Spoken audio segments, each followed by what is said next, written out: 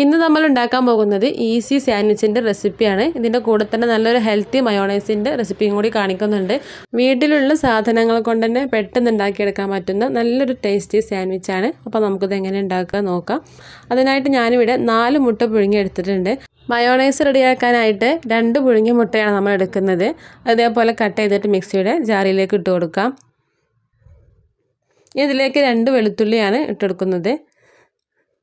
ഒരു 1/4 ടീസ്പൂൺ അളവിൽ കുരുമുളക് പൊടി, 1/4 ടീസ്പൂണിലും കുറച്ച് കുറവായിട്ട് ഉപ്പിട്ടെടുത്തിട്ടുണ്ട്. 1/4 ടീസ്പൂൺ പഞ്ചസാരയും കൂടി ചേർത്ത് കൊടുക്കാം. ഇനി ഇതിലേക്ക് 2 ടീസ്പൂൺ വിനാഗിരിയും കൂടി ഒഴിച്ചെടുക്കാം. വിനാഗിരിക്ക് പകരം ചെറുനാരങ്ങ നീരായാലും മതി. ചെറിയൊരു പീസ് ബട്ടറും കൂടി ഇട്ടെടുക്കുന്നുണ്ട്. ഇത് ഓപ്ഷണലാണ്, ഉണ്ടെങ്കിൽ മാത്രം ഇട്ടെടുത്താൽ മതി. 1/4 കപ്പ് അളവിൽ പാലും കൂടി ചേർത്തിട്ട് ഒന്ന് അടിച്ചെടുക്കാം.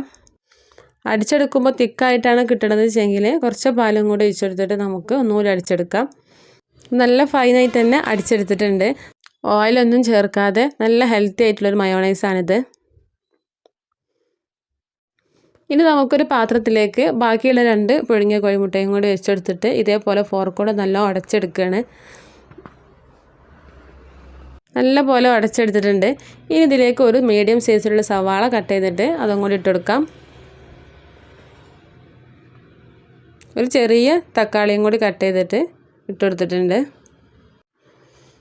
എരിവ് നല്ല ഇഷ്ടമുള്ളവരാണെങ്കിൽ ഒരു പച്ചമുളക് കട്ട് ചെയ്തിട്ട് അതും കൂടി ഇതിൻ്റെ കൂടെ ഇട്ടെടുക്കാം. ഞാനിവിടെ ഇട്ടെടുക്കുന്നില്ല. ഇനി നമ്മൾ തയ്യാറാക്കി വെച്ചിട്ടുള്ള മയോണൈസ് മുഴുവനായിട്ടും ഇട്ടെടുക്കാം. ഇനി ഒരു 2 ടേബിൾ സ്പൂൺ ടൊമാറ്റോ സോസ് എടുത്തിട്ടുണ്ട്. അതും കൂടി ഇതിൻ്റെ കൂടെ ഇട്ടെടുക്കാം. ഇനി 1/4 ടീസ്പൂൺ കുരുമുളക് പൊടി, ഒരു നുള്ളു ഉപ്പും കൂടി ചേർത്ത് കൊടുക്കാം. സോസിലൊക്കെ ഉപ്പുണ്ടായതുകൊണ്ട് അധികം ഉപ്പ് ചേർക്കുന്നില്ല. നന്നായിട്ടൊന്ന് മിക്സ് ചെയ്തെടുക്കാം.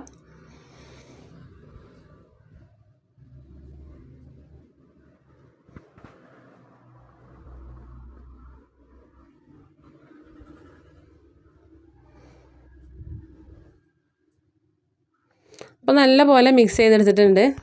ഇനി സാൻഡ്വിച്ച് റെഡിയാക്കാനുള്ള ബ്രെഡ് എടുത്തിട്ടുണ്ട്. ആദ്യം ഒരു ബ്രെഡ് എടുത്തിട്ട് അതിലേക്ക് കുറച്ച് ബട്ടർ തേച്ച് കൊടുക്കാം. ഇത് ഓപ്ഷണലാണ്, ബട്ടർ ഉണ്ടെങ്കിൽ മാത്രം തേച്ച് കൊടുത്താൽ മതി. 2 ബ്രെഡും ഇതേപോലെ ചെയ്തെടുത്തിട്ടുണ്ട്. ഇനി നമ്മൾ ഉണ്ടാക്കി വെച്ചിട്ടുള്ള ഫില്ലിങ് ബ്രെഡിലേക്ക് വെച്ചെടുക്കാം.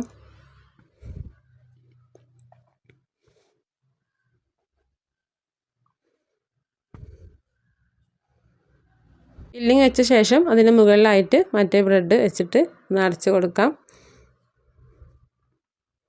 ഇനി ബാക്കിയുള്ള ബ്രെഡും ഇതേപോലെ ചെയ്തെടുക്കാം. ഈ ബട്ടർ വലിയ നിർബന്ധമൊന്നുമില്ല, ബട്ടർ ഇല്ലെങ്കിലും കഴിക്കാൻ നല്ല ടേസ്റ്റാണ്. ഫില്ലിങ് വെച്ചെടുത്തതിന് ശേഷം ഇതിന് മുകളിലായിട്ട് മറ്റേ ബ്രെഡും കൂടി വെച്ചെടുക്കാം. ഇത് കൈകൊണ്ട് ചെറുതായിട്ടൊന്ന് പ്രസ് ചെയ്ത് കൊടുക്കണം. ഇനി ഇതൊന്ന് ഫ്രൈ ചെയ്തെടുക്കാനായിട്ട് ഒരു പാൻ ചൂടാക്കി എടുത്തിട്ടുണ്ട്. ഈ പാനിലേക്ക് ബട്ടറോ നെയ്യോ എന്തെങ്കിലും പുരട്ടി കൊടുക്കാം. നമ്മൾ റെഡിയാക്കി വെച്ചിട്ടുള്ള സാൻഡ്വിച്ച് ഇതിലേക്ക് വെച്ചെടുക്കാം.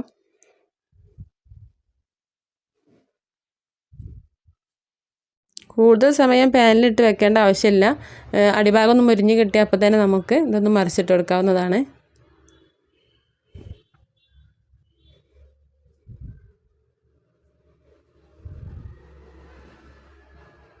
അപ്പോൾ 2 ഭാഗവും സെറ്റായി കിട്ടിയിട്ടുണ്ട്. ഇനി വേറൊരു പാത്രത്തിലേക്ക് മാറ്റാം.